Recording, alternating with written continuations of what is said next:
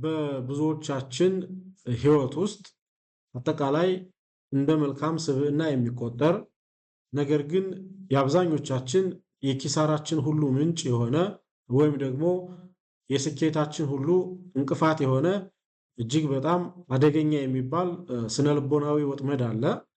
ይህ ስነልቦናዊ ወጥመድ ሁሉንም ሰዎች ለማስደሰት መሞከር ነው። ይህ ስነልቦናዊ ወጥመድ ለአብዛኞቻችን እንደ መልካም ስብዕና የሚቆጠር ወስደን የምናየው ነገር ግን በሪል ሁኔታ ካየነው ደግሞ የብዙዎቻችን የኪሳራችን ሁሉ ምንጭ የስኬታችን ሁሉ እንቅፋት በመሆን ትልቅ ተግዳሮታችን ነው። ሁሉንም ለማስደሰት መሞከር ምናልባትም ምንም አለመስራት ነው። ይሄ ኦቬስ ነው፣ ብዙ ጊዜ እናያለን።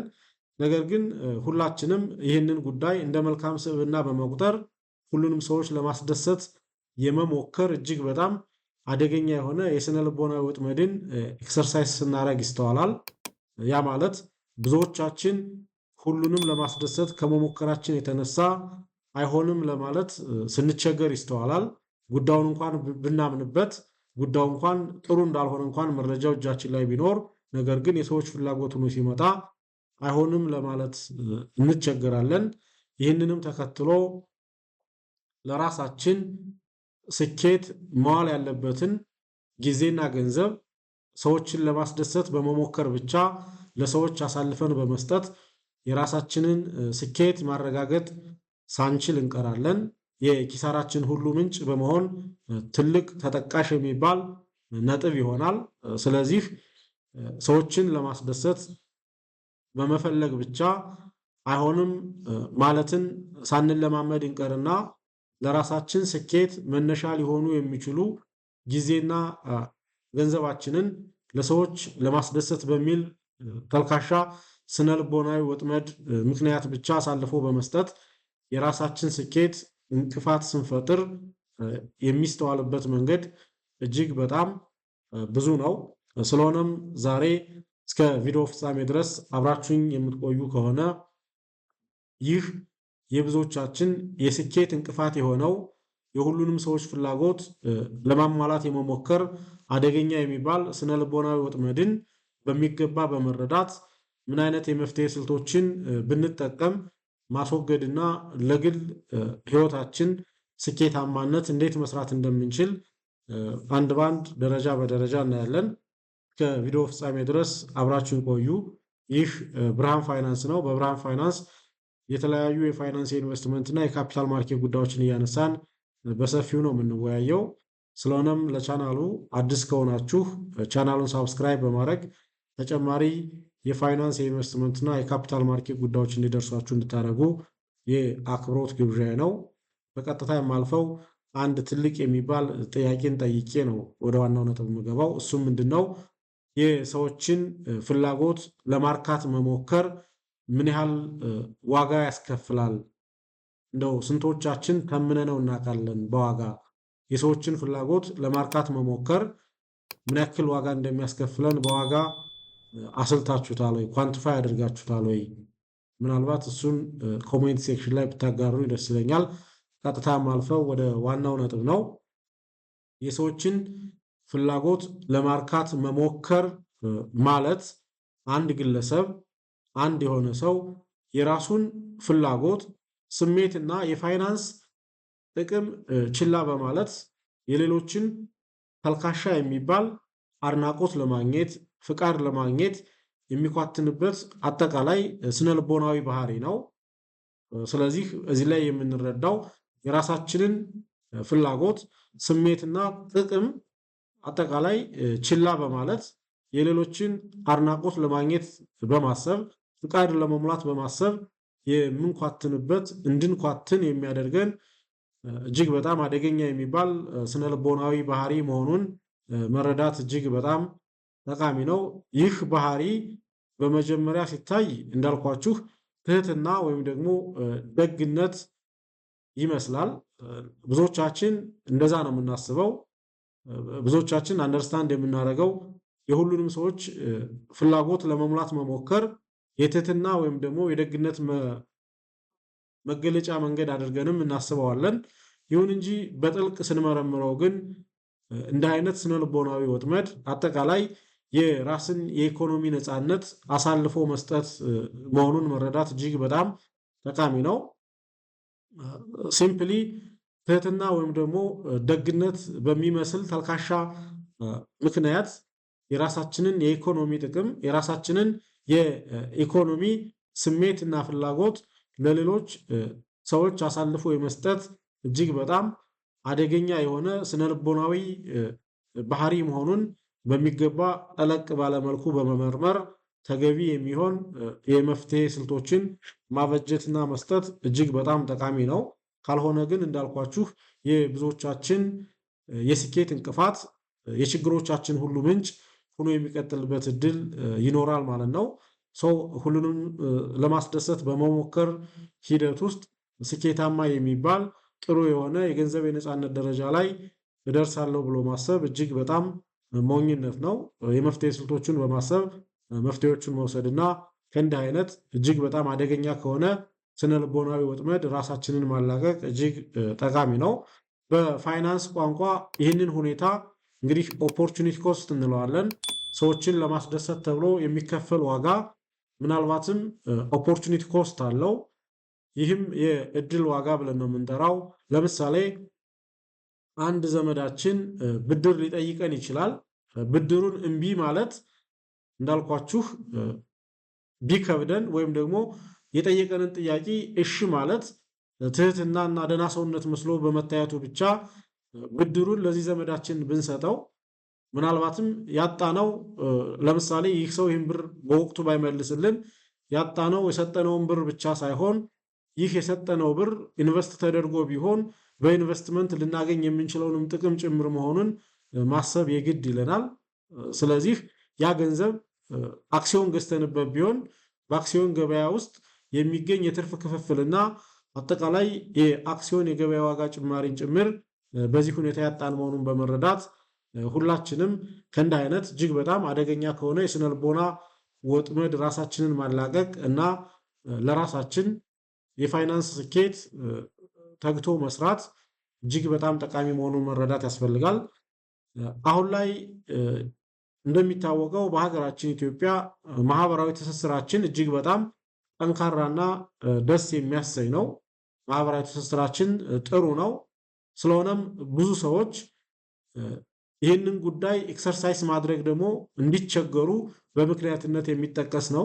ያ ማለት እንደ ሀገር ጥሩ የሚባል ማህበራዊ ትስስር ስላለን ምናልባትም ሁሉንም ሰዎች እሺ ማለት መቻል የዚህ መገለጫ ባህሪ አድርጎ መውሰድና እምቢ ማለት መቻል ከዚህ ማህበራዊ ትስስራችን ያስወጣናል ብሎ ያስፈራናል።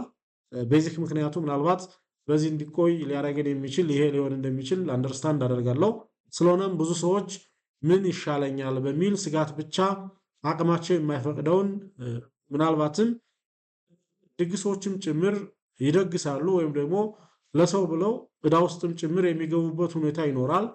ይህ አጠቃላይ ለግል ስኬታቸው ሊውል የሚችል ገንዘብንና ጊዜን አሳልፎ በመስጠት የራስን ስኬታማነት ማደናቀፍ መሆኑን ግን መረዳት የግድ ይለናል።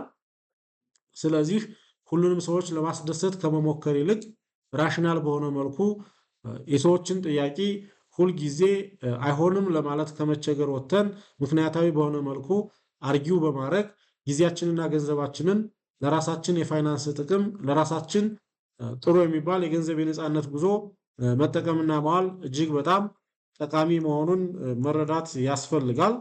ስለሆነም ከዚህ እጅግ በጣም አደገኛ ከሆነ የስነልቦና ወጥመድ ወጥተን ስኬታማ ህይወትን ለመገንባት የሚያስችሉን 5 ችግሩን ሊፈቱ የሚችሉ የመፍትሄ ስልቶች አሉ። እነዚህን 5 ዋና ዋና የሚባሉ የመፍትሄ ስልቶችን በሚገባ መተግበር መቻል ይህ ጥሩ የሚመስለን ግን አጠቃላይ የስኬታማነታችን እንቅፋት ሊሆን የሚችል የስነልቦና ወጥመድን በሚገባ መፍታትና አጠቃላይ ስኬታማነታችንን ማረጋገጥ የምንችልበትን ሁኔታ እንዲፈጥር ያስችሉናል ማለት ነው።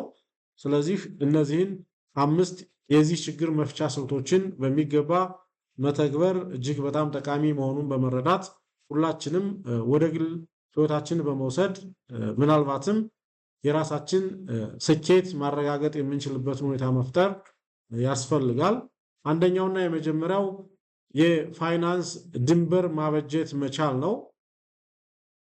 ሁሉንም ሰዎች ለማስደሰት ከመሞከርና ለሁሉም ነገር እሺ ከማለት ይልቅ ምናልባትም ከዚህ መውጣት ስኬታማ ያደርገናል ብለን ካሰብን ከዚህ እንድንወጣ ከሚያግዙን ነገሮች መካከል አንደኛውና የመጀመሪያው የፋይናንስ ድንበር ማበጀት መቻላችን ነው። ያ ማለት የመጀመሪያውና ዋናው መፍትሄ ለገንዘባችን እና ለጊዜያችን ግልጽ የሆነ ድንበር ማብጀት ይኖርብናል። ድንበር ማለት ሰዎችን መጥላት ማለት አይደለም። ከማህበራዊ ግንኙነታችን ከማህበራዊ ትስስራችንም መውጣት ማለት አይደለም። ግን ባውንደሪ ማብጀት፣ ባውንደሪ ማስቀመጥ፣ ድንበርን ማስቀመጥ ግን እጅግ በጣም ጠቃሚ ነው። የራስን የፋይናንስ ጤንነት መጠበቅ ለሌሎችም ጭምር የተሻለ ሰው ለመሆን እጅግ በጣም ይረዳል።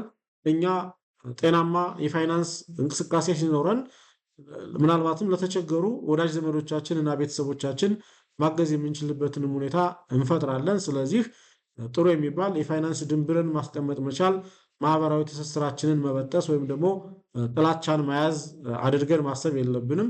ይህንን መጀመሪያ እኛ በሚገባ መረዳት መቻል አለብን። ሰው እንደ መፍትሄ ማንኛውም ሰው ገንዘብ ሲጠይቀን ወዲያውኑ እሺ ከማለት ይልቅ እሺ የሚል መልስ ከመስጠት ይልቅ ላስብበትና ልመልስልህ የሚል የጊዜ ድንበርን መፍጠር እጅግ በጣም አስፈላጊ ነው። ማህበራዊ ትስስራችን እንዳይበጠስ በሚል እንደው ገንዘብ እባክህ ስጠኝ እንዳለኝ ኢሚዲየትሊ ከኪስ አውጥቼ መስጠት ሳይሆን ይህንን ላስብበት የሚል ምላሽን መስጠትና ካሰብንበት በኋላ ሊኖር የሚችለውን ጫና ጭምር ግምት ውስጥ በማስገባት የመልስ ማስቀመጥ የውሳኔ ሀሳቦችን ማስቀመጥና ለጠየቀን ሰው ተገቢውን መልስ መስጠት እጅግ በጣም አስፈላጊ ነው። ካልሆነ ግን ሁሉንም የማስደሰት ስነልቦናዊ ጫና ውስጥ ከገባን ግን የራሳችን የሆነ ስኬት አይኖረንም። ያለንን ጊዜና ገንዘብ ለሰዎች አሳልፈን እንሰጣለን። ሰው ለሰዎች አሳልፈን የምንሰጥ ከሆነ ደግሞ ለራሳችን ስኬት የምናውለው የምንጠቀመው ጊዜም ገንዘብም እንዳለመኖሩ መጠን ስኬት ላይ ለመድረስ እንቅፋት ሊሆንብን እንደሚችል መረዳት የግድ ይለናል። ሰዎች ገንዘብ እንድናበድራቸው ስለጠየቁን ብቻ እሺ ማለት በሌላ አማርኛ እኛ ልንጠቀመው የምንችለውን ገንዘብ አሳልፈን ሰጠናቸው ማለት ነው። እኛ ኦፖርቹኒቲ ኮስት እናጣለን። በዚህ ሁኔታ ስኬታማ መሆን የምንችልበት እድል አይኖርም። ስለዚህ እንደነዚህ አይነት ጥያቄዎች ሲመጡልን ላስብበት ብሎ ማሰብ ያስፈልጋል።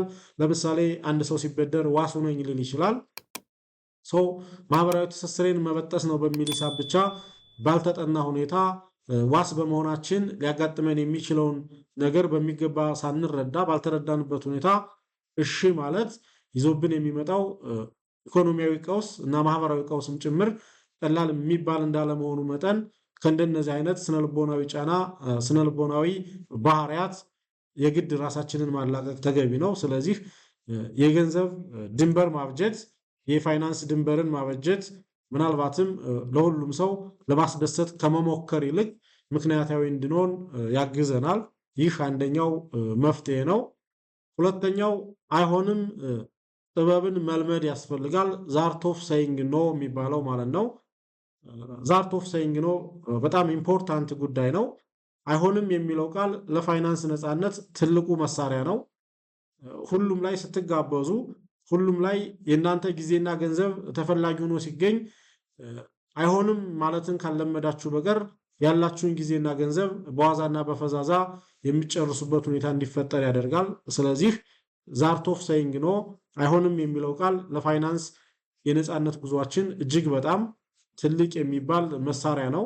ቢኮዝ ጊዜም ገንዘብም አላቂ ነው።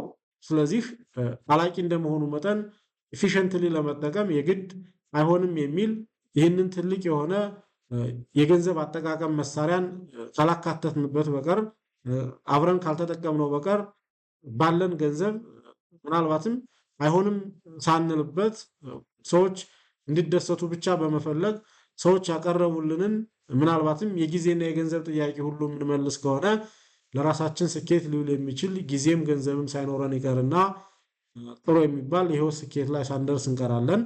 ስለዚህ ይህ እንዳይሆን እኛም እንደግለሰብ አይሆንም ጥበብን መልመድ ዛርት ኦፍ ሴይንግ ኖን መለማመድ እጅግ በጣም ጠቃሚ መሆኑን ማወቅ ይኖርብናል።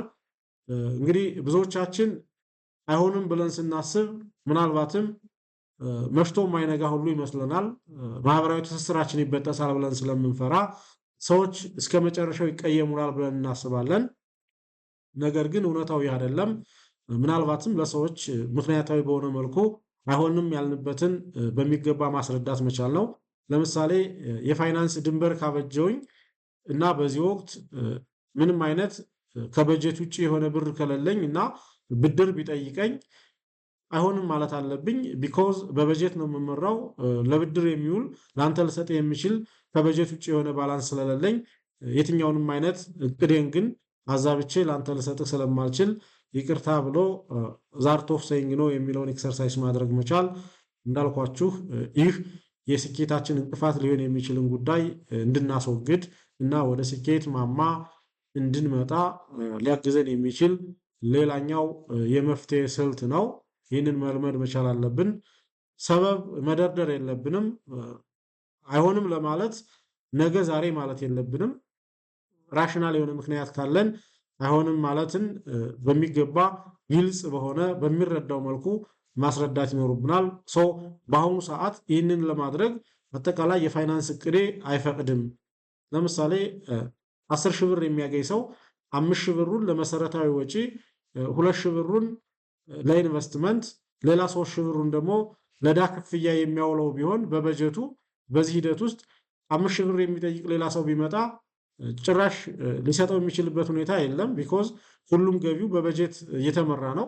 ስለዚህ ይህን ሰው አይሆንም ማለትን መልመድና የዚህን ሰው ጥያቄ ያለምንም ማድበስበስ የግድ በግልጸኝነት አሁን ይህንን ጥያቄ ልቀበል የሚችልበት የፋይናንስ እቅድ የለኝም፣ ስለዚህ ከፋይናንስ እቅድ ውጭ የሆነ ባላንስ ስለሆነ እየጠየከኝ ያለው ልሰጥህ የምችልበት አቅም የለኝም፣ አይሆንም የሚል ግልጽ ምላሽን መስጠትና እንዳልኳችሁ ይህንን ገንዘብ ለራሳችን የምንጠቀምበትን ሁኔታ መፍጠር ያስፈልጋል። ነገር ግን ሰዎችን ለማስደሰት የምንሞክር ከሆነ የራሳችን እቅድ በመሽረፍ የራሳችንን እቅድ በማበላሸት ምናልባት የዚህን ሰው ጥያቄ ልንመልስ እንችላለን፣ ልንሰጠው እንችላለን። አፍተር ኦል ግን ይህንን ገንዘባችን ለዚህ ሰው መስጠታችን ምናልባትም ዕዳችንን በወቅቱ ሳንከፍል ቀርተን እንድንቀጣ ያደርገናል። ምናልባትም በወቅቱ ኢንቨስት ማድረግ እየቻልንና ኋላ ላይ ጥሩ ህይወትን መምራት እየቻልን ገንዘባችንን ለሰው አሳልፈን በመስጠታችን ምክንያት ኢንቨስት እንዳናረግ ልንሆን እንችላለን። እንደነዚህ አይነት ሁኔታዎች ካሉ ገንዘባችንን አሳልፈን ጊዜያችንን አሳልፈን የምንሰጥበት ሁኔታ ካለ እንዳልኳችሁ ስኬታችን ላይ እንቅፋት ሊሆን እንደሚችል በመረዳት አይሆንም የሚልን ጥበብ መልመድ እጅግ በጣም ጠቃሚው መሆኑን መረዳትና መተግበር የግድ ይለናል። ሌላውና ሶስተኛው የግል ፋይናንስ ግብን ማስቀመጥ መቻል አለብን። እኛ በዚህ ወር ከምናገኘው ገቢ ውስጥ ከሚኖረን ጊዜ ውስጥ ለግል ግባችን የምንጠቀመው ምን ያክሉን ገንዘብ እንደሆነ ምን ያክሉን ጊዜያችን እንደሆነ መመደብ መቻል አለብን። ያ ማለት ፐርሰናል ጎላችንን ፕራዮሪታይዝ አድርገን ማስቀመጥ መቻል አለብን። የግል የፋይናንስ ግባችንን በሚገባ ማስቀደም መቻል ይኖርብናል። ሰው ደስ እንዲሰኝ በሚል ወጪ ከማድረጋችን በፊት የኛን የ3 ወር የ4 ወር የ3 ዓመት የ4 ዓመት የ5 ዓመት አጠቃላይ የኢንቨስትመንት እቅድ ለይቶ ማውጣት ያስፈልጋል። በዛሬ 3 ዓመት ምን ላይ ኢንቨስት ማድረግ አለብኝ፣ የዛሬ 5 ዓመት ምን ላይ ኢንቨስት ማድረግ አለብኝ፣ የዛ ላይ ኢንቨስት ለማድረግ ምን ያክል ሴቪንግ በየወሩ ያስፈልገኛል፣ ምን ያክል እንቅስቃሴ ያስፈልገኛል የሚል ራስን የራስ ግብን ያስቀደመ ግልጽ የሆነ የፋይናንስ ግብ ፕራዮሪታይዝ የተደረገ ፐርሰናል ጎልን ማስቀመጥ እጅግ በጣም ጠቃሚ ነው። በእንዲህ አይነት ሁኔታዎች ሰዎችን ለማስደሰት ተብሎ የሚወጡ ወጪዎች አይኖሩም ማለት ነው። ያ የሚሆን ከሆነ ደግሞ የግል የፋይናንስ ግባችን ስኬታማ እንዲሆን እናደርጋለን ማለት ነው። ይህ የግል የፋይናንስ ህይወታችን ስኬታማ እንዲሆን አደረግን ማለት አጠቃላይ ጉዟችን የሰመረና ጥሩ የሚባል የገንዘብ የነፃነት ደረጃ ላይ መድረስ የምንችልበት ሁኔታ እንዲፈጠር ያግዘናል። ነገር ግን በተቃራኒው ሌሎች የሚበተን ገንዘብ የእርስዎን የጡረታ ዘመን ወይም ደግሞ አጠቃላይ ወደፊት የልጆቻችሁን የትምህርት ዋስትና ጭምር ሊነጥቅ ይችላል።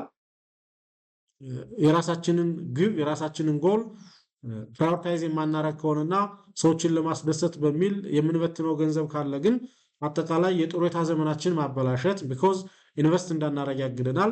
አጠቃላይ የልጆቻችንን የወደፊት የትምህርት ዋስትናም ጭምር እንድንነጥቃቸው ሊያደርገን ስለሚችል የግል የፋይናንስ ግባችንን በማስቀመጥ ሰዎች ለጠየቁን ሁሉ እሺ የሚል መልስን ከመስጠት እንድንቆጠብ ያስገድደናል።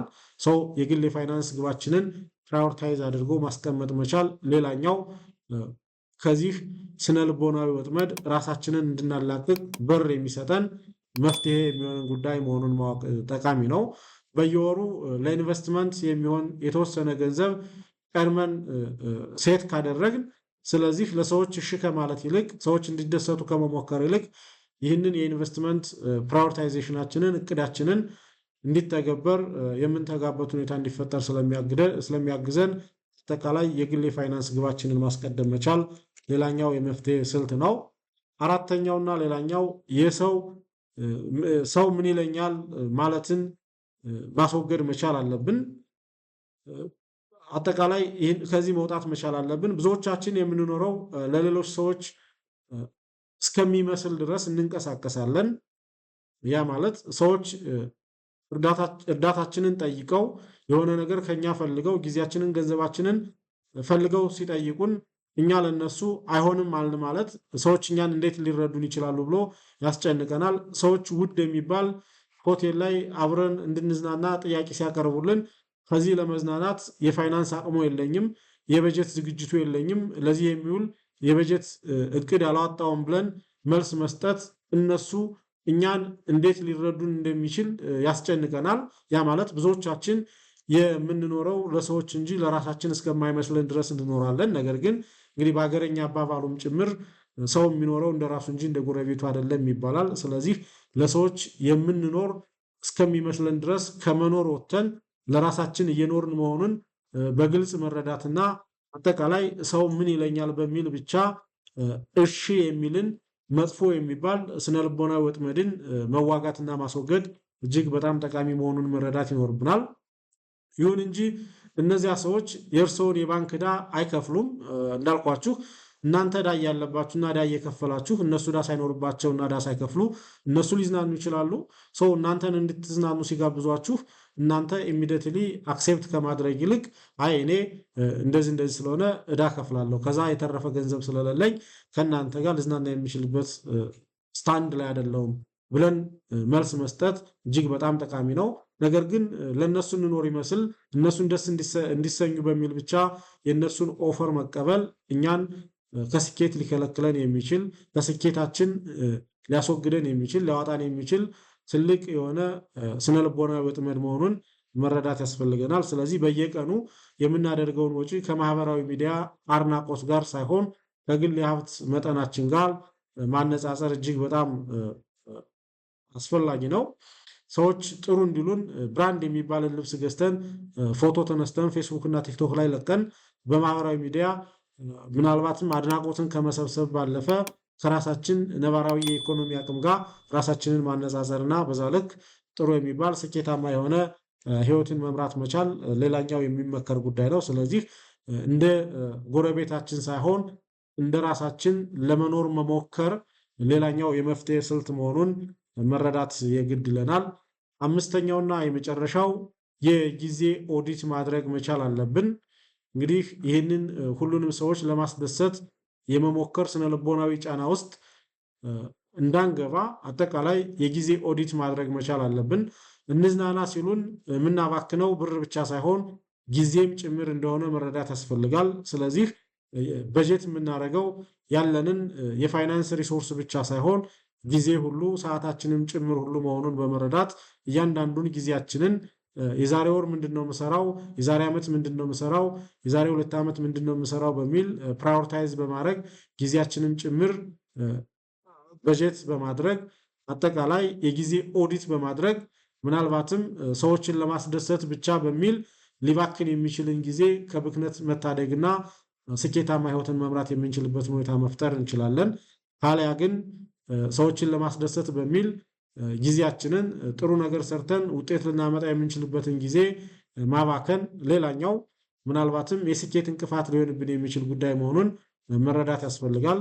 ስለዚህ እኔ አሁን ላይ ይህንን ጊዜ ያስኩት ይህንን አይነት ስራ ልሰራበት እንዲህ ላደርግበት እንጂ አንተ ላቀረብክልኝ ስራ ለማዋል ያቀርኩት የያዝኩት ጊዜ የለኝም ብለን ራሳችንን ብቁ ማድረግ ይኖርብናል። ከእንዲህ አይነት የስነ ልቦናዊ ወጥመድ ራሳችንን ማላቀቅ ይኖርብናል። እንዳልኩት እንዝናና ብለው ሲጠይቁን የምናባክነው ምናልባትም ገንዘብ ብቻ አለመሆኑን መረዳት ጊዜያችንም ጭምር መሆኑን መረዳት ይኖርብናል። ሰው ጊዜ ትልቅ ሀብት ነው። ሁሉም ነገር በጊዜ ነው የሚሰራው። የምንሰራበት ጊዜው እጃችን ላይ ከሌለ የመስራቱ ሀሳብ አቅሙ እንኳ ቢኖረን ጊዜው ከሌለ መስራት አንችልም። ስለዚህ ጊዜ ከገንዘብም ከወርቅም በላይ ነው። ጊዜ ከህይወት ጋር ነው ኢኩቫለንት የሚሆነው። ህይወት አንድ ናት። ህይወት አትተካም። ጊዜም እንደዛ ነው። ትናንት ካለፈን ዛሬ ትናንትን መተካት አንችልም። ዛሬ መስራት የምንችለው ዛሬ መስራት የሚጠበቅብንን እንጂ የትናንትን መሆን የለበትም። ስለዚህ ሰዎችን ለማስደሰት በሚል የስነ ልቦናዊ ጫና ምክንያት ብቻ እያንዳንዱን ኦፈር እያንዳንዱን ጥያቄ መቀበል እና እሺ ለማለት መቸገር ምናልባትም እጅግ በጣም ዋጋ ሊያስከፍለን የሚችል አጠቃላይ ከስኬታማ ጉዟችን ሊያደናቅፈን የሚችል የስኬታችን እንቅፋት ሊሆን የሚችል አጠቃላይ የኪሳራ ምንጭ ሊሆነን የሚችል እጅግ አደገኛ የሚባል ጉዳይ መሆኑን መረዳት ይኖርብናል። ስለዚህ የጊዜ ኦዲት በማድረግ የሰዎችን ኦፈር እሺ ከማለት ወጥተን ጊዜያችን ለኛ ስኬት የሚውልበትን መንገድ በመፍጠር መጠቀም ይኖርብናል። ይህ አምስተኛውና ሌላኛው እንዳልኳችሁ ሁሉንም እሺ ሁሉንም ለማስደሰት ከመሞከር ወጥተን የራሳችንን ጥሩ የሚባል ስኬት የምንደርስበት የራሳችንን ህይወት የምንመራበት ጊዜያችንና ገንዘባችንን ለራሳችን ጥቅም ለራሳችን እድገት የምንጠቀምበትን ሁኔታ የመፍጠሪያ መንገድ መሆኑን መረዳት እጅግ በጣም ጠቃሚ ነው።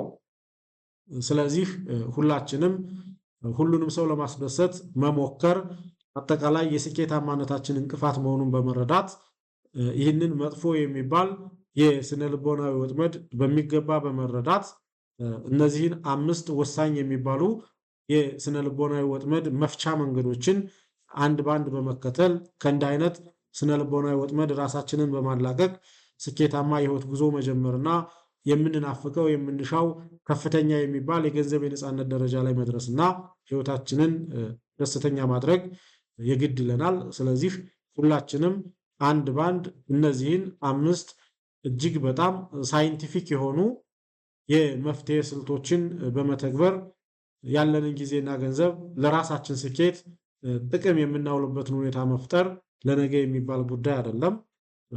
ሁሉንም ለማስደሰት በመሞከር ያለንን ጊዜና ገንዘብ ለሰዎች አሳልፎ በመስጠት ተልካሻ የሆነ አድናቆትን ማግኘት መናፈቅ የለብንም። ያንን ለማግኘት ሌት ተቀን ምንሰራ አይነት ሰዎች መሆን የለብንም። ይልቁንም ያለንን ጊዜና ገንዘብ በአግባቡ በመጠቀም የራሳችን ስኬት ምንጭ እንዲሆን ማድረግ የግድ ይለናል። ለዛሬ የነበረኝ ቆይታ ይህንን ይመስላል። ቪዲዮ ጠቃሚ ሆኖ ካገኛችሁት ላይክ እንድታደርጉትና ለተጨማሪ የፋይናንስ ኢንቨስትመንት እና የካፒታል ማርኬት ጉዳዮች ብርሃን ፋይናንስ ኢንቨስትመንትን ሳብስክራይብ በማድረግ የቻናሉ ቤተሰብ እንድትሆኑ በአክብሮት እየጋበዝኩኝ ያላችሁ ማንኛውም ሀሳብ፣ አስተያየት፣ ጥያቄ በኮሜንት ሴክሽን ላይ ብታጋሩኝ እጅግ በጣም ደስ ይለኛል። ሊሰራላችሁ የምትፈልጉት አርዕስትም ካለ እዚሁ የኮሜንት ሴክሽን ላይ ድሮፕ ብታደርጉልኝ ልሰራ የሚችልበት ሁኔታ ያለ መሆኑን ለመግለጽ በአክብሮት እወዳለሁ። ዛሬ የነበረኝ ቆይታ ይህን ይመስላል። አመሰግናለሁ።